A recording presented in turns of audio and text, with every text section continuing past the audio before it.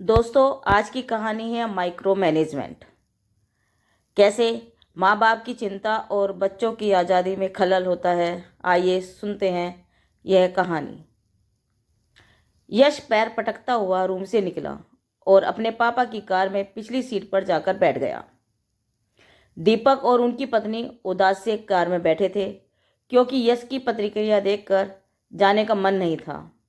पर बचपन के दोस्त शेखर ने अपने बर्थडे पर सह परिवार बुलाया था। यश ने जाने के लिए साफ साफ मना कर दिया था, तो दीपक को गुस्सा आ गया। उनकी पत्नी ने बेटे को समझाया, तुम्हें जाना चाहिए यश, ऐसे मिलने जुलने से अच्छा लगता है।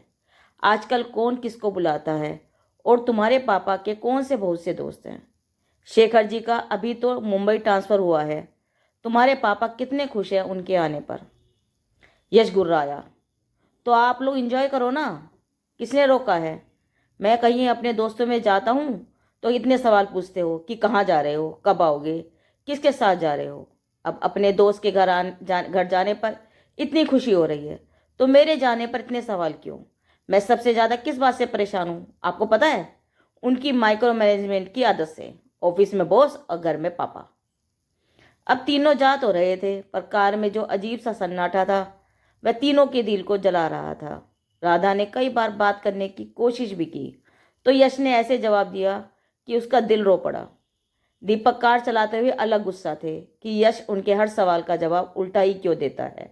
अगर वे उसकी चिंता करते हैं, वह कहाँ है, किसके साथ है, पूछने का हक क्यों नहीं है उन्हें। पिता है वे, रास्ता तनाव में ही बीता।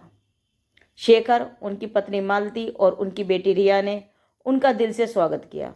बनारस में काफ़ी साल पहले दोनों दोस्तों का साथ बीता था। अब मुद्दतों के बाद मिले तो दोनों की आंखें भर आई। रिया यश की ही उम्र थी, उसने दिल्ली में हाल ही में जॉब ज्वाइन किया था। वह भी शेखर के बर्थडे के लिए आई थी। यश से वह खुश दिली से मिली। यश भी परिचय के साथ मुस्कुराया तो राधा ने चैन की सांस ली। दीपक ने शेखर के लिए लाया गिफ्ट दिया। तभी शेखर के एक और सहयोगी रमन, उनकी पत्नी आरती, उनकी बेटी कोमल भी पहुंचे। सबका आपस में परिचय हुआ। थोड़ी देर बाद शेखर के पड़ोस में रहने वाली मीता, जो रिया की फ्रेंड बन चुकी थी, वह भी आ गई। उसे रिया ने बुलाया था। अब एक रूम में बच्चे बैठ गए और एक में बड़े। सबकी बातों का पिटारा खुल गया था। बीच बीच में मालती दोनों रूम में रिया की मदद से सभी मेहमानों को खाने की चीज़ें सर्व करती रही। युवा बच्चों की बातों के विषय अलग ही होते हैं।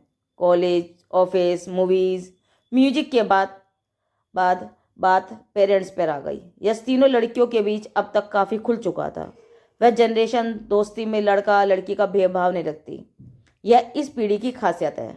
यस अब भुनभुना रहा था, यार तुम लोग तो लड़कियां हो, पापा तो मेरे पीछे ऐसे पड़े रहते हैं जैसे मैं उन्हें बताए बिना कहीं चला गया तो मुझे कोई उठा कर ले जाएगा। कब आओगे, कहाँ जा रहे हो, किसके साथ जा रहे हो, ऑफिस में यह क्यों नहीं कहा, बॉस से ऐसे बात करनी चाहिए थी। यार हद होती है माइक्रो मैनेजमेंट की। इतने सवाल तो मेरा बॉस भी नहीं पूछता। मैं तो अब उनसे कम ही बातें करता हूँ। रिया हंस पड़ी, वाह तुम्हारा भी वही हाल है जो मेरा है यार। मैं तो दिल्ली में रहती हूँ, अकेली सब मैनेज कर लेती हूँ, आराम से चैन से रहती हूँ। पर पापा वहाँ भी फ़ोन करके पूछते हैं कि बेटा घर पहुँच गई ना, रात में बाहर तो नहीं हो। एक दिन गलती से बोल दिया था कि मूवी देखने आई हूँ पेरेंट्स के साथ, 12 बजे तक पहुँच जाऊँगी। क्या बताऊँ, पापा ने हद कर दी। जब तक घर नहीं पहुँची फ़ोन पर ऑनलाइन ही थे, सो ही नहीं थे। और यहाँ आई हूँ तो यहाँ तो सवाल ही ख़त्म नहीं होते। इन लोगों को समझ में क्यों नहीं आता कि हम बड़े हो गए हैं, अब हमारे पीछे पड़ने की कोई ज़रूरत नहीं है। मैं कितनी बार कह चुकी पापा को कि आप भी चैन से जियो और हमें भी जीने दो, पर कोई फ़ायदा नहीं। बेकार के सवाल, बेकार की चिंता में अपनी एनर्जी वेस्ट करते हैं। थैंक गॉड मम्मी कूल है, उनसे इतनी प्रॉब्लम नहीं है, वे समझ जाती हैं। रिया ने कोमल से हंसते हुए पूछा, तुम बताओ तुम्हारे यहाँ पेरेंट्स का माइक्रो मैनेजमेंट कैसा चल रहा है? मम्मी या पापा, किसे आदत है हर समय सवाल पूछने की? कोमल जोर से हंसी, यार हम सब तो एक ही कश्ती में सवार हैं। मतलब हम सब की प्रॉब्लम एक ही है, पेरेंट्स की माइक्रो मैनेजमेंट की आदत। क्यों, इनकी लाइफ में बस हमारी ही बातें हैं। मैं तो घर में बसती हूँ इन दोनों से। छोटी बहन घर में ज़्यादा रहती है, वह फंस जाती है, कहकर कोमल हंस पड़ी। उसकी बात पर यश ने भी ठाका लगाया, मतलब तुम्हारी बहन पर है सारा लोड। और सब खूब हंसने लगे। मीता बस शांत सी मुस्कुराती रही। खाने पीने के दौरान मीता बस हाँ हूँ ही करती रही थी। कोमल ने आखिर पूछ ही लिया, मीता तुमने तो अपने पेरेंट्स के बारे में कुछ बताया ही नहीं। मीता के चेहरे पर उदासी छा गई। फिर कहना शुरू किया, तुम सब नए दोस्तों से मिलकर मुझे आज बहुत अच्छा लगा। मेरे दोस्त कम ही हैं। हमारे घर में सिर्फ मैं और मेरी मम्मी ही हैं। बचपन में ही मेरे पापा की डेथ हो गई थी। आज तुम लोगों की बात सुनकर पता नहीं क्यों मुझे अफसोस हुआ कि तुम लोग अपने पापा का मजाक उड़ा रहे हो। मुझे अजीब लग रहा है। यहाँ मैं तरस गई हूँ कि काश मेरे भी पापा होते, मुझसे बातें करते, हजारों सवाल पूछते। मैं कहीं जाती तो मेरी चिंता करते। मेरी मम्मी जॉब करती हैं, उनके पास इतना टाइम और एनर्जी नहीं बचती कि हर समय मेरे बारे में सोचें। वे कुछ गुस्सैल और आत्म केंद्रित भी हैं। मुझे तो लग रहा है कि तुम सब लोग कितने लक्की हो। अभी मैं यहाँ हूँ, मेरी मम्मी को पता भी नहीं, और वे जब तक अपने काम से फ्री नहीं होंगी तब तक उन्हें ध्यान भी नहीं आएगा कि मैं कहाँ हूँ।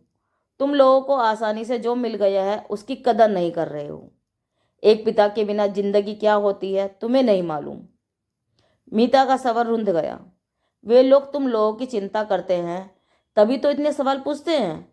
एक पिता की सुरक्षा, इतने बड़े हाथ को तुम लोग माइक्रो मैनेजमेंट कह रहे हो। उन्होंने तुम्हें जीवन की हर सुख सुविधा दी। आज तुम लोग बड़े हो गए हो तो तुम्हें इस उनकी ज़रूरत नहीं। उन्हें फिर क्या मिल गया इतने साल अपने जीवन के रात दिन तुम्हें देकर। क्या तुम लोग जैसी ही होती हो वे संतानें जिनके कारण वृद्धाश्रम आश्रम बढ़ते जा रहे हैं। रिया, तुम दिल्ली जैसे शहर में रात को बाहर रहोगी तो किस पिता को चिंता नहीं होगी। तुम्हारी चिंता में वे जागते रहे, उनका क्या फ़ायदा हो रहा था। उल्टा उनकी है तो हेल्थ पर भी असर हो रहा होगा ना। यस, तुम्हें अंकल लड़कियों को की तरह चिंता कर सवाल पूछते रहते हैं। सोचो उनका मन तुम्हारे कितना कोमल है। और ये सवाल कई बार बात करने के भी बहाने होते हैं। क्या यह पता है तुम्हें, मैं घर में तरस कर रह जाती हूँ, कोई हो जो मुझसे कुछ तो पूछे। यश, रिया और कोमल दम साधे मीता की गंभीर उदास आवाज में खो गए थे। मीता ने फिर कहा, अगर तुम लोगों को मेरी बात बुरी लगी हो तो माफ़ी चाहती हूँ, पर क्या करूँ, किसी भी पिता का अपमान सह नहीं पाती। पिता के बिना जीवन बिताया है, इसलिए जानती हूँ कि पिता की कमी का दुख क्या होता है। कोई लाड उठाने वाला नहीं, कोई प्रॉब्लम को सुनने वाला नहीं। तुम लोग रेस्पेक्ट दो अपने पापा को प्लीज़। जब सब ज़रूरतें पूरी हो चुकी तो उनका अपमान मत करो प्लीज़। उन तीनों के चेहरे शर्मिंदगी से भर गए। तीनों चुप बैठे थे। मीता की बातों ने बहुत कुछ सोचने के लिए मजबूर कर दिया था। दूसरे कमरे में बड़े अपनी महफिल में व्यस्त थे। राजनीति, मौसम, परिवार, नौकरी के बाद आजकल के बच्चों के व्यवहार पर बात आकर रुक गई। दीपक का चेहरा उदास हो गया। शेखर ने टोका, मुंह क्यों लटक गया तेरा। एक ठंडी सांस भरी दीपक ने और कहा, बच्चों का तो बस बात करने का मन ही नहीं होता। उन्हें अब कुछ कह नहीं सकते, कुछ पूछने पर गुर्राते हैं। रमन ने भी कहा, पता नहीं कैसी हवा चली है, बड़ों की हर बात बुरी लगती है। इन्हें हर बात पर चिढ़ जाते हैं, उल्टा जवाब देते हैं। बेटियों की सुरक्षा को लेकर चिंतित रहना क्या स्वाभाविक नहीं है। दीपक ने कहा, यश के चारों तरफ ही सोचता रहा हमेशा, उसे कोई तकलीफ ना हो कभी, यही कोशिश रही। मालती ने मुस्कुराते हुए कहा, देखिए कुछ गलती आप लोगों की भी है। आप उन्हें बहुत बांध कर रखना चाहते हैं। उन्हें कुछ स्पेस की ज़रूरत रहती है जो आप देते नहीं और बात बिगड़ जाती है। दीपक भाई साहब, मुझे शेखर ने आपके परिवार की स्थिति बताई है। आपको घर में इतना संरक्षण नहीं मिला तो आपने सोचा होगा जो मुझे नहीं मिला मैं अपने बेटे को दूंगा, उसे कोई तकलीफ नहीं होने दूंगा। अब आपने उसके चारों तरफ जो अपने प्यार और सुरक्षा का घेरा कस रखा है उसे थोड़ा ढीला कीजिए। ये आज के बच्चे हैं, आपने उन्हें पढ़ा लिखा दिया, बहुत है। अब उन्हें बाकी काम अपने मर्जी से करने दीजिए। उन्हें कोई ज़रूरत होगी तो वे आपके पास ही आएंगे। अपने सवाल कुछ कम कीजिए। राधा ने भी सहमति जताई। हाँ ठीक कहा मालती, दीपक बहुत ज़्यादा प्रोटेक्टिव है, चिढ़ जाता है यश इतने सवालों से। कई बार वो भी गलत होता है, पर बहुत ज़्यादा टोका टाकी आज के बच्चे भला पसंद करेंगे। मालती ने कहा, हाँ पता है। फिर होता क्या है कि रिया मुझे दिल्ली से सब बता देती है कि वह कहाँ है, और बोलती है कि पापा को नहीं बताना, क्योंकि मुंबई में बैठकर वे अलग तरह से सोचते हैं और मेरा दिल्ली का जॉब और बाकी रूटीन उन्हें समझाना मेरे लिए मुश्किल है। अकेली रहती हूँ, सब मैनेज कर रही हूँ, अपनी सेफ्टी का भी ध्यान है मुझे, बस पापा को समझाना मुश्किल है। आप समझ जाती है, इसलिए आपको सब बता रही हूँ कि मैं कहाँ हूँ। अब बताओ, बच्चों को किसी पेरेंट्स से छुपाना क्यों पड़े? क्यों वह मुझे सब बता देती है और इनसे बताने के लिए कह मना करती है? मतलब माँ बेटी मिली हुई हैं? कहकर शेखर मुस्कुराए। रमन हंस दिए। लो देखो, हम पिता तो विलेन बनकर रह गए। भाई, क्या सच में हमें ही सुधरना है? शेखर ने कहा, देख दीपक, तू अपने जीवन की बीत चुकी बातों को एक किनारे रख दे। तेरे शराबी पिता और मतलब रिश्तेदारों के अनुभवों का बोझ तू यश के ऊपर मत डाल। हर समय उसके सिर पर सवार मत रह। मुझे तो वह बहुत समझदार लगा। जीने दे उसे। गलती करेगा तो खुद समझ आ जाएगी। जो समय सिखाता है उसे कोई और नहीं सिखा सकता। शायद हम सबको यह समझ ही लेना चाहिए कि बच्चों को जब इसने एक बंधन लगने लगे तो उन्हें कुछ आज़ाद होकर जीने का हक दिया ही जाए। सबने सहमति में गर्दन हिला दी। आरती ने कहा, और सालों पहले का अपना जमाना भी तो याद करें हम। क्या हमें बेवजह पेरेंट्स की टोका टाकी अच्छी लगती थी? क्या हम नहीं चाहते थे कि उन्मुक्त रूप से जिए? इतने में रिया कमरे में आई और पूछा, मम्मा सबके लिए चाय बना लूं? हाँ बेटा। मालती को बेटी का ऐसे ही पूछना अच्छा लगा। किचन से बच्चों की आवाज़ें आने लगी। सब साथी थे। सब बड़ों को बच्चों के कहे कहे अच्छे लग रहे थे। अचानक माहौल बदल गया था। मीता ट्रे उठाए बड़ों के कमरे में ही चली आई। मेरा आप सबके साथ ही बैठकर चाय पीने का मन है। हम आप लोगों के साथ बैठ सकते हैं ना? अरे, नेकी और पूछ पूछ। आओ आओ, शेखर ने कहा। बड़े दोस्ताना से माहौल में चाय पी गई।